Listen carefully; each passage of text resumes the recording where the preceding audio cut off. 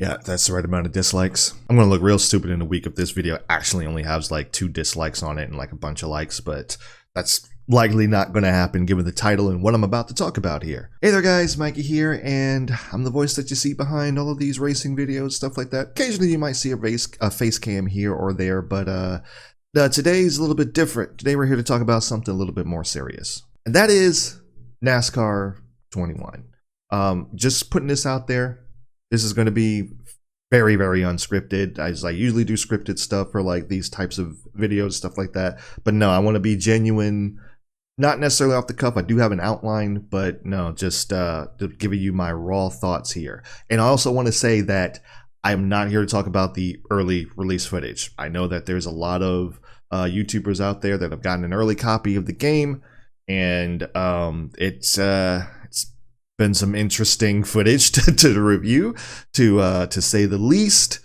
But I'm not here to talk about that. I'm not here to talk about that. I might mention something here or there, but that's not the goal of this video. And actually, I have been of this opinion that NASCAR 21 is not worth the money for a very long time, before the early release footage ever came out. I do want to touch on one thing though, and this is with absolutely no disrespect to anyone who's gotten the game early, but you do have to take what these guys say with a grain of salt. And that really, the whole reason behind that is because food tastes better when it's free.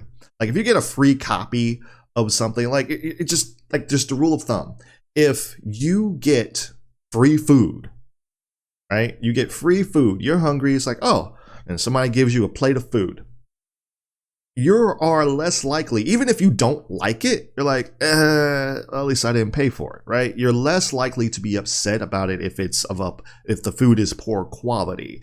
And you might even like it a little bit better because, like, oh, it's food, man. I'm sitting here and I'm chowing down, man. I'm getting it in, you know, but if you were to go out your way and pay for that food, you know, full price for this particular food, and the food is terrible, you're more likely going to be upset. And it's the same thing applies to video games. If you go out and you pay your hard-earned money for a video game and the game is either lackluster or just outright trash, you are more likely going to be upset and more forceful in your criticisms about the game than if you were to have gotten it for free.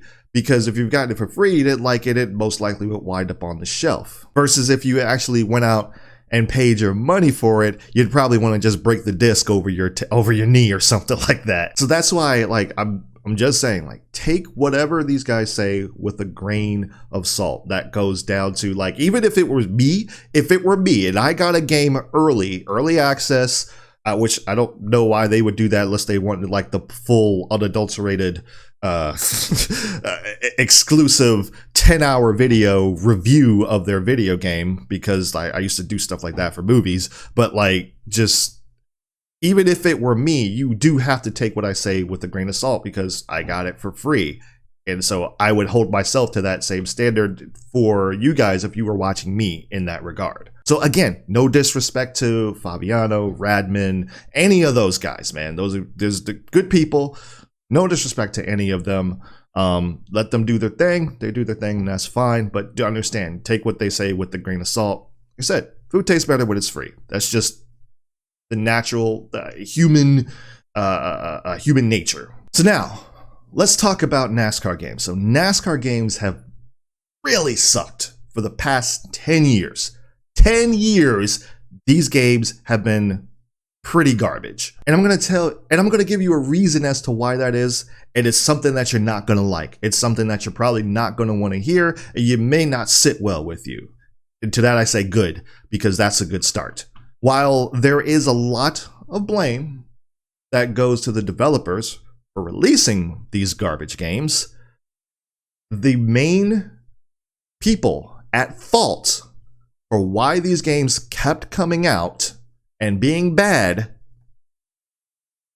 us, you and me. That's right.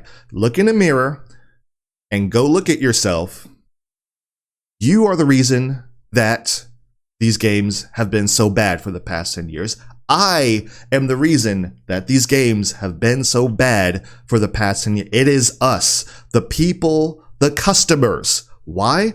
Because we kept giving them money for this garbage. We have essentially incentivized them to just put out bad content. If you are constantly getting a paycheck, no matter what you did, what incentive do you have to be better? And that's the case with anything. Tell me, look at anything you pay taxes on. Like look at anything that any product you were to get from the government, and then compare that to something you get from the private market, and tell me that there is not a clear-cut difference in the quality. And yet, who do you pay more? Where's all your money gone, Donnie? Taxes. 6, 9, 10, 11.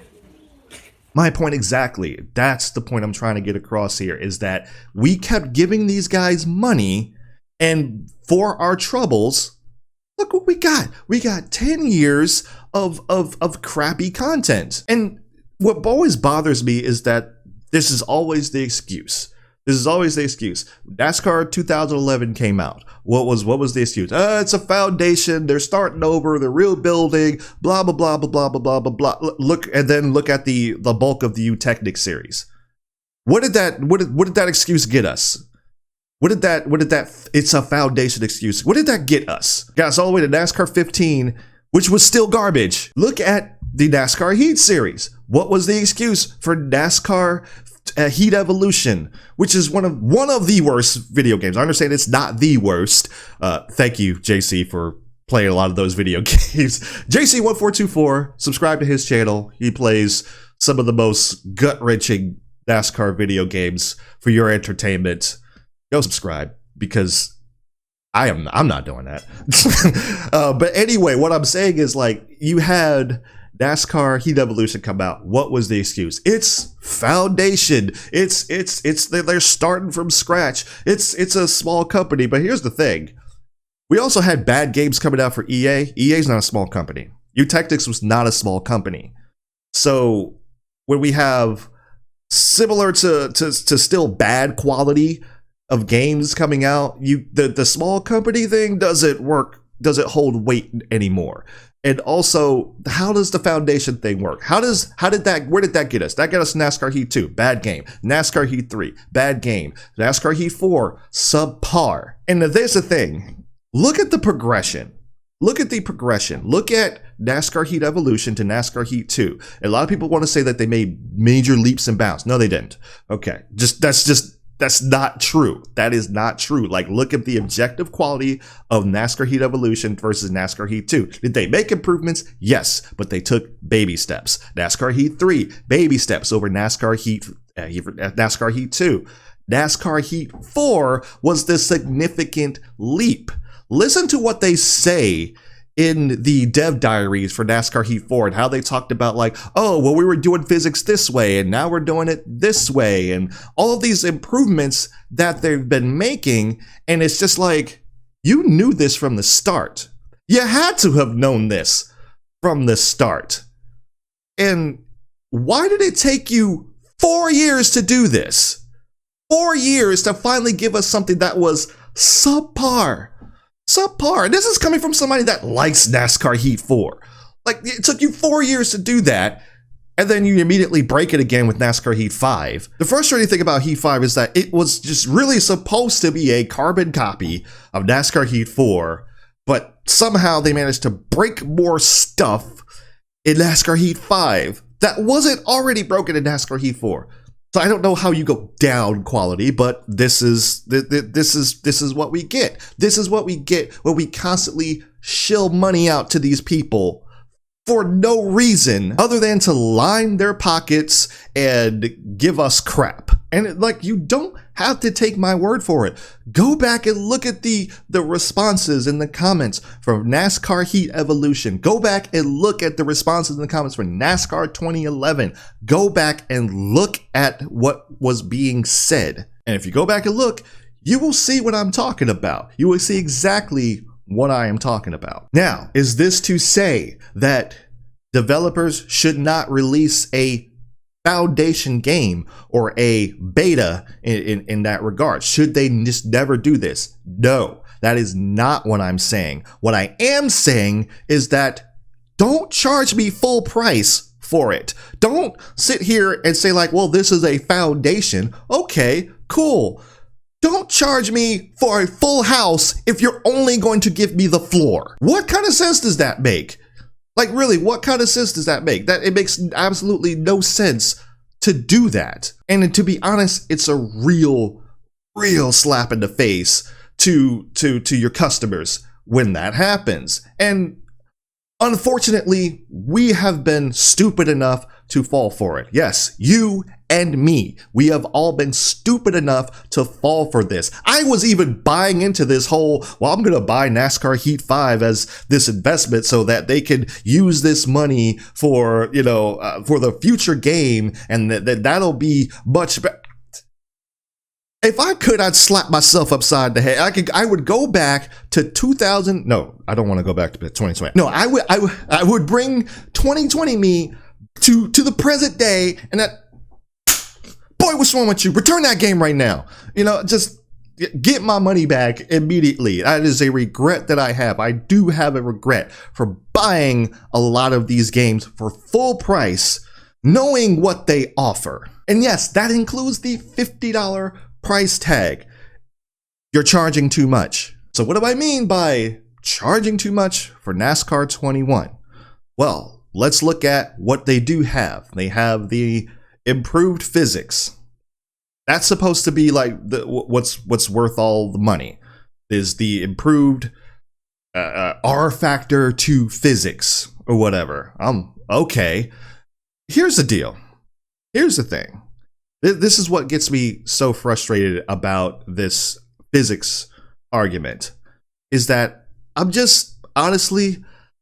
really tired of giving people praise for things that they are supposed to do. Like, we're supposed to just automatically give them credit for doing something that they should have been doing from the start. It's like, oh, we have good physics now. You're supposed to have good physics, you dumb, lazy motherfricker. So let's talk about that for a second. Let's address that. Let's address this point. So you mean to tell me that this newly merged or formed motorsport games, all right, they've got all of these people with all of this backing behind them. They've got supposedly all of this money now. It's all supposed to be better. Okay. They're supposed to have all of these resources now. They're pulling people from the F1 games and Codemasters and pulling people from, okay. What the hell have they been doing for the past 2 years? You mean to tell me you had 50% of your team working on physics and the other 50% working on the paint booth, and then when it got close to game release, they were just like, oh, let's throw some stuff in there and that'll be fine. To be fair, go ahead, do that if that's what you want to do. It's a terrible business model, but all right, cool. That's what you want to do. That's fine. Don't charge me $60 for it. You better be charging me 20 or less. Because while, yes, we have better physics in this video game. While, yes, we do have a paint booth. I enjoy the fact that there is a paint booth in there. I think that's a nice touch. You don't have to have a paint booth in a racing game, but it does add an extra level of immersion in it. The only problem is you can't really do a whole lot with it, because the lack of features is just ridiculous. I mean, look at, you have this career mode, which is basically championship mode with a lot of stupid restrictions on it. You got this whole contract system. All right, cool. You got a contract system. They give you designated cars. So you have this paint booth that you can't use in the career mode. You can't create your own car. You have to use a designated car. All right, so the hell's the point of the paint booth then? But whatever. And then they restrict you even further by not even letting you race in certain cars that you would want to race in. I'm going to put this, like a lot of people will say, well, that's realistic. It's a goddamn video game.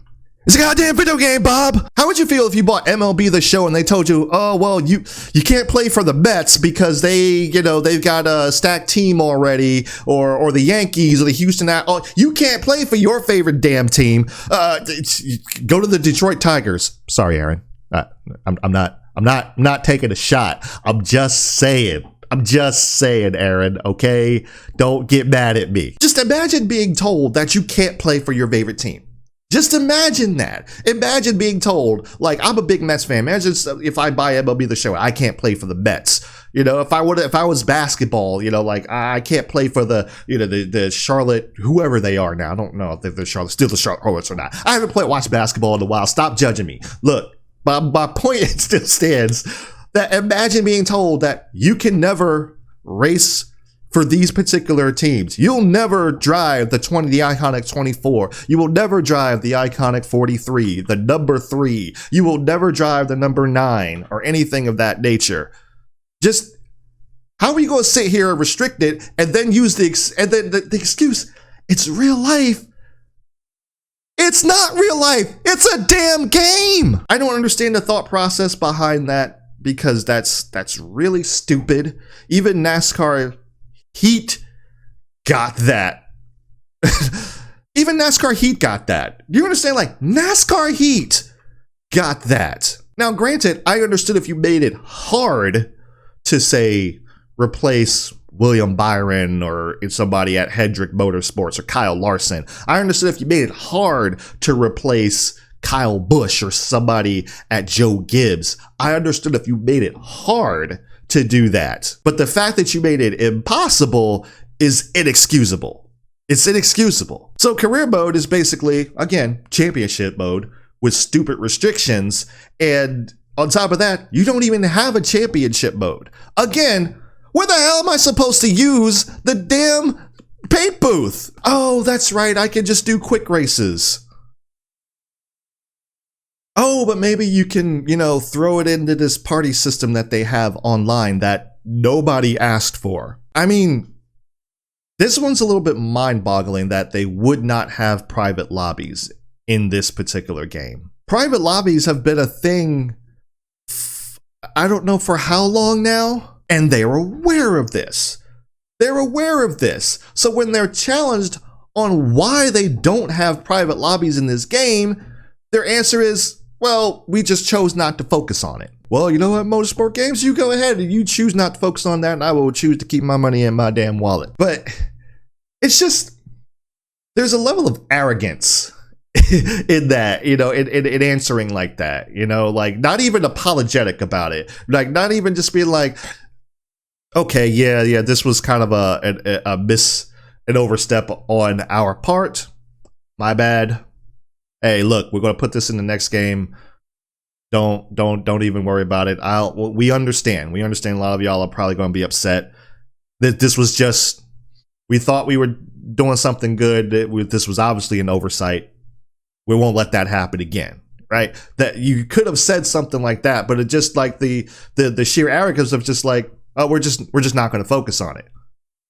So basically, if you wanted to run league races, or if you wanted to just do private lobbies with your friends, that you trust, because let's be real, public lobbies are absolute garbage. You'd be lucky to make it through lap 1 in a public lobby. So if you, like I said, if you wanted to run leagues, if you wanted to just play the game with your friends, you know what Motorsports Game says? Fuck you. So you guys are seeing my point here, right? You're seeing my point. Like there's the paint booth, not enough.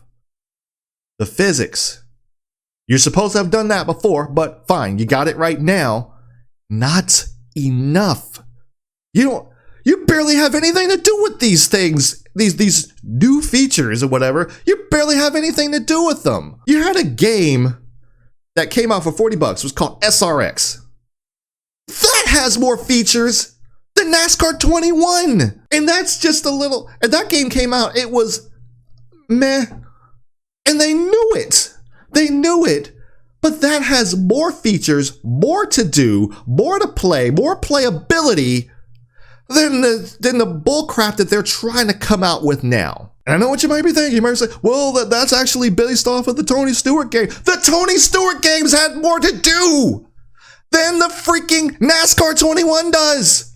And they were cheaper. So my whole point, the whole point of this rant, the entire point is to say NASCAR 21 is not worth the money. It isn't. In no way, shape, or form is this game worth the money. You want to talk about the R Factor 2 physics? Go play R Factor 2. With the NASCAR mod, you actually have some of the same bugs. I know I said I wouldn't talk about the freaking early release footage, but you actually have some of the same bugs in R Factor 2 NASCAR mod that you have in this new game.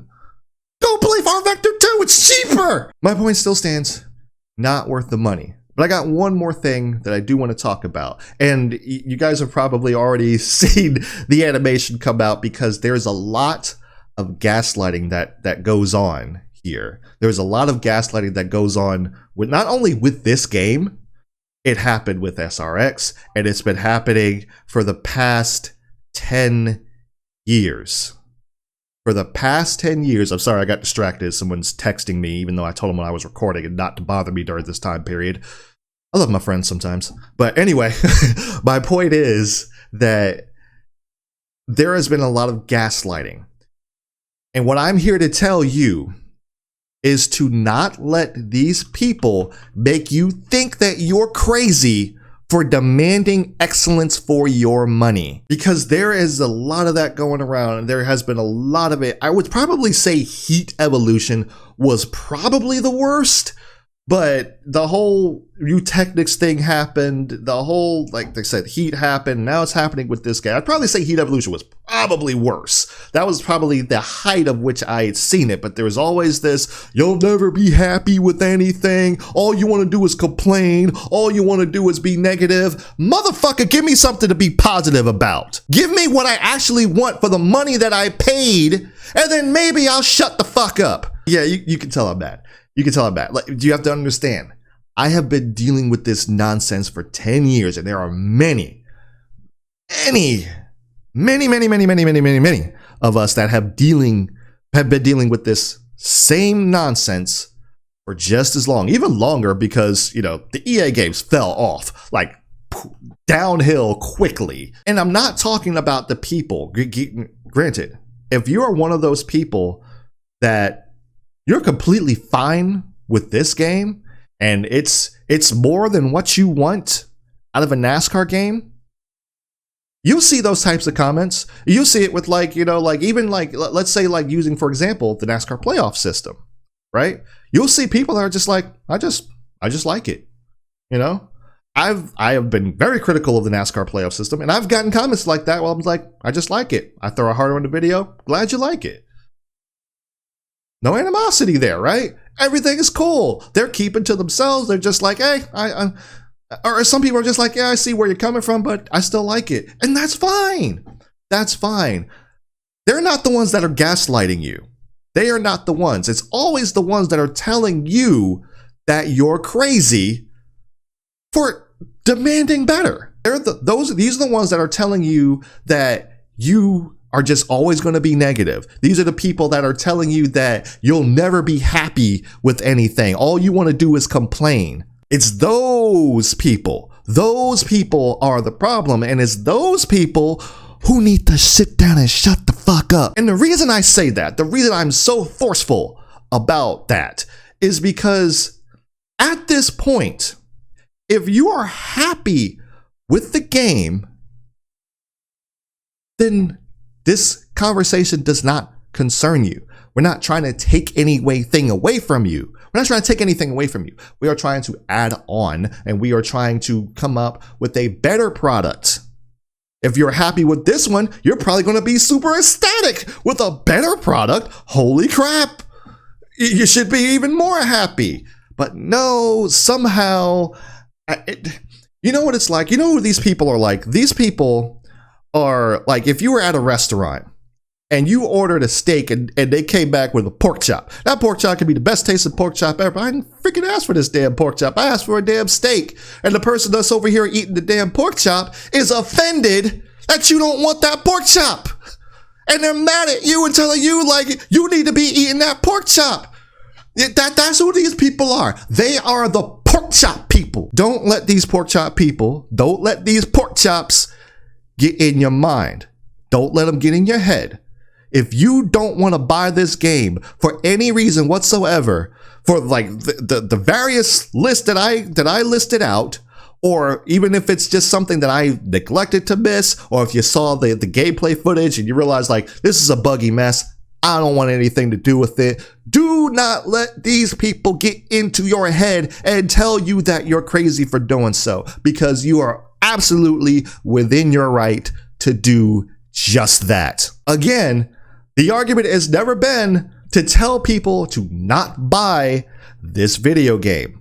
If you want to buy this video game, we are not telling you not to, but there's always a pressure from the other side of people who want to say you need to buy this game, you need to support this game, and it's only your own personal deep-rooted issues as that's the reason that you're unhappy with it. It has nothing to do with the notice how it never has nothing to do with the objective quality of the game. It's always some deep-rooted issue, you know, internally to you, like that has any fucking thing to do with it. Anyway, that's my rant.